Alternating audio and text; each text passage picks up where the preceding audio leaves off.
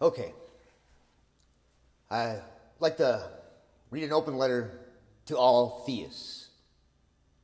Doesn't matter what denomination you're from. I just want you to understand that my point of view is probably where I'm going to be staying, because it's just the way it is.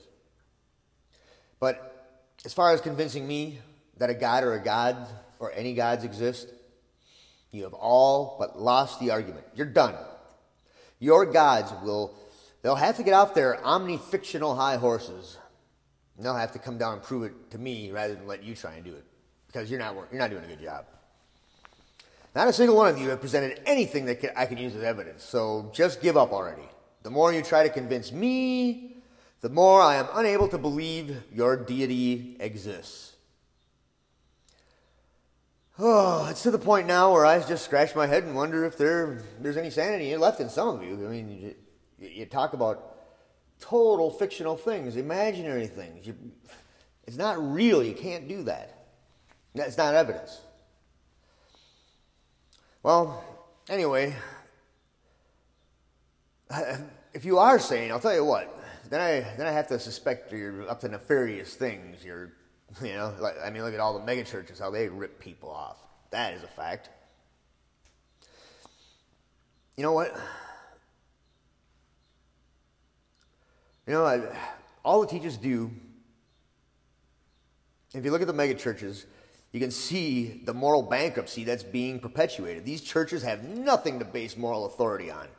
If you think I should just let them do their thing, which is to not directly but through God condemn me, it's not me, it's God's doing it to me, or you're doing it yourself. That's what they come up with. And then condemn me to hell. Otherwise, what can I do? I just can't believe. That's ridiculous. But all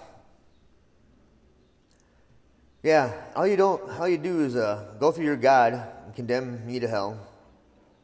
And that's how you also recruit your other members to get more members into your church and your congregation. I'd speak for all atheists, but I can't, I'm just me, and the only thing that I know for sure is that I exist. After that, I gotta go back to the tests that I've done through the rest of my life in the past to decide if it's real or not.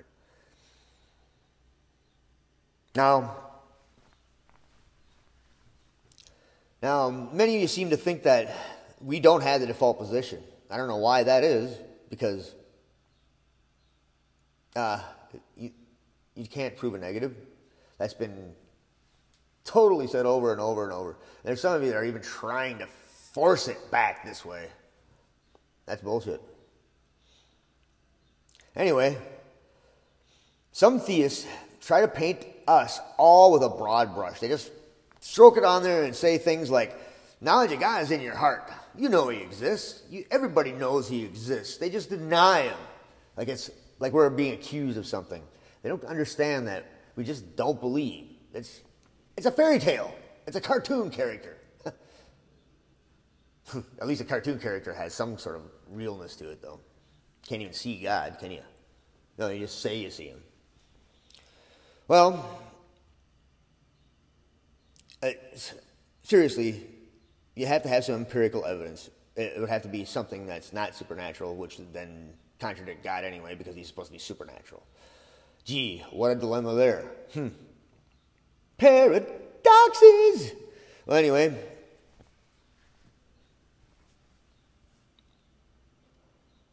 this is what they claim by reading a passage out of a very debatable ancient book that was obviously written by people that were very ignorant of how the natural world worked. People seem to be complicit with these tales told also. I often pause to wonder why that is. I suppose it provokes a curiosity into the strange foibles of the human mind.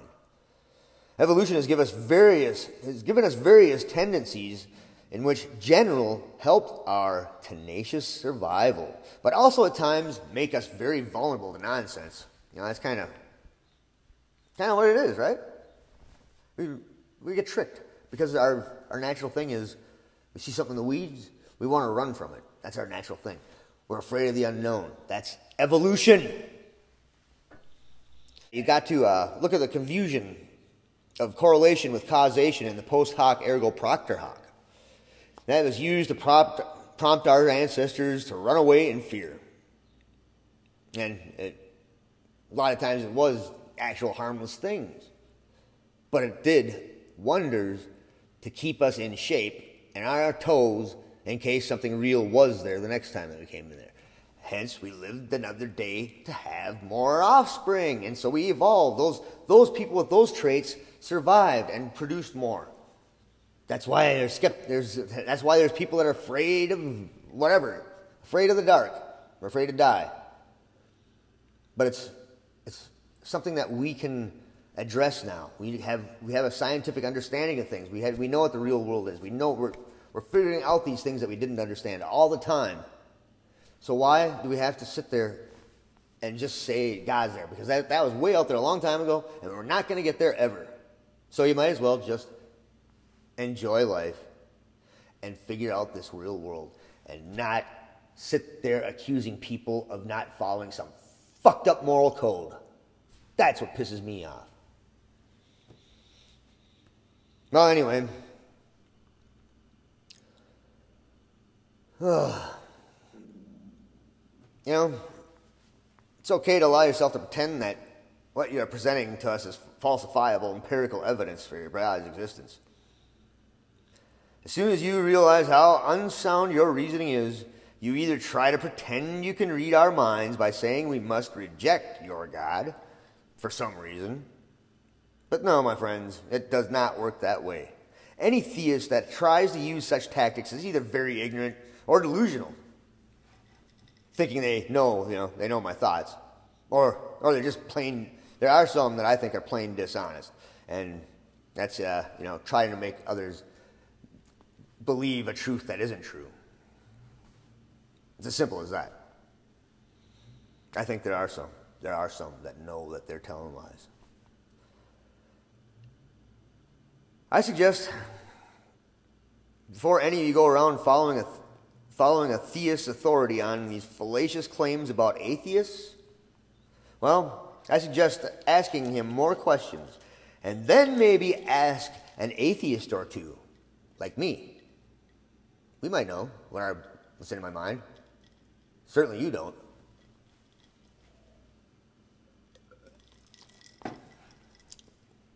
But,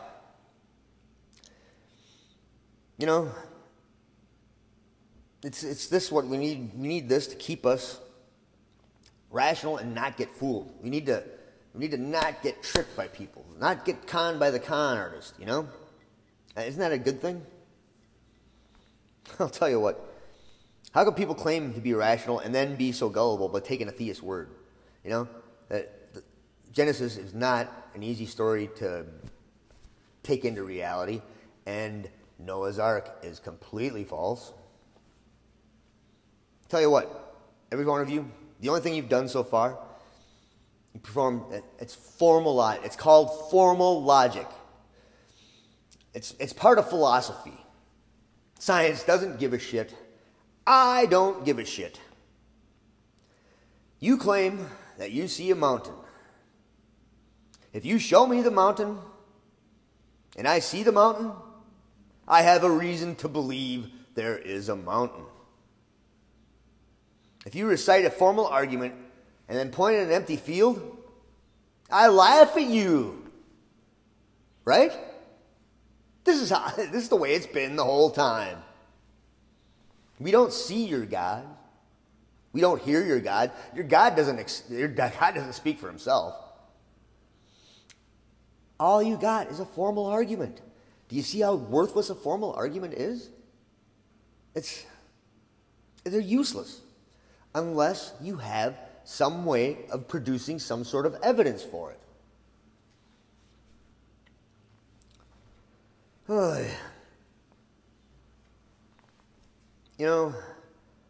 I decided at a really young age that I don't enjoy being fooled. I needed knowledge of things, not just relying on faith that they were real. Faith is not what knowing something means. I'd question anyone Even more so if they're a theist, because, well, really? He did what? Split a sea open? Yeah. You got to ask those questions. Why didn't you ask those questions? You just accept it? Really? Well, I wasn't raised to look at them as authority figures anyway. I mean, my dad was sort of a skeptical person. He was raised a Catholic. My mom was an atheist. So she wanted me to figure out for myself. Well, I did. I just haven't been I haven't been given evidence yet. So I was born skeptical. I was raised skeptical. Guess what? I'm skeptical. Well, anyway, I can't rely on faith. I'm an epistifist also, which is I don't think faith is a good way to determine the truth of things. That is just not the way to do it. To get to truth, you have to have some sort of way of going through to get there. And that's another thing that all you theists do, is you just jump to the presupposition all of a sudden. It's like, well, he does exist, so it's got to be true. That does not work in the real world. Boom.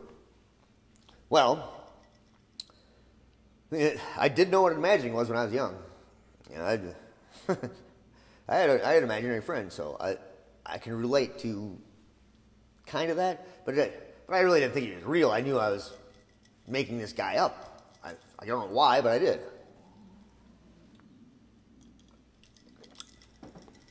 But I'm also talking to you people that you think he's possible. Stop being so complicit with people that are trying to push this crap down your throat. I know some of you don't. I know there's some of you religious people that, well, you're not really religious. You're not totally into the authoritarian kind of hierarchy that the church has got set up. But you just fall short in that one spot there where all of a sudden it's like, well, yeah, but that makes sense to me. Guess what? It doesn't make sense to any of us. That's why we don't believe. How can you just project that? I don't get it. I'm sorry, but that's the way I feel. Well, don't be afraid to question it. Don't be afraid to question anybody. That is the big thing. And why was freedom of the press such a great thing? Why? Because you can question everything. Question. It's not working so good now. The journalism is kind of fricked in the head, if you ask me. Yeah, it's all about clickbait now, isn't it? Well, anyway.